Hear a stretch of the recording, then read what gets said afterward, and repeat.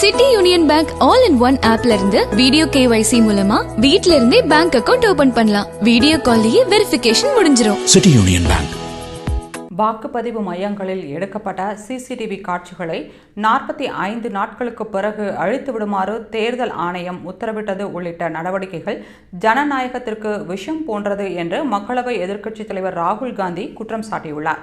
இதுகுறித்து பேசியுள்ள ராகுல் காந்தி, தேர்தல்களில் பயன்படுத்தப்பட்ட வாக்காளர் பட்டியலை டிஜிட்டல் வடிவில் வெளியிட தேர்தல் ஆணையம் மறுப்பது மட்டுமல்லாமல் வாக்குப்பதிவு மையங்களில் எடுக்கப்பட்ட CCTV காட்சிகளை 45 நாட்களுக்கு பிறகு அழித்து விடுமாறு உத்தரவிட்டுள்ளது.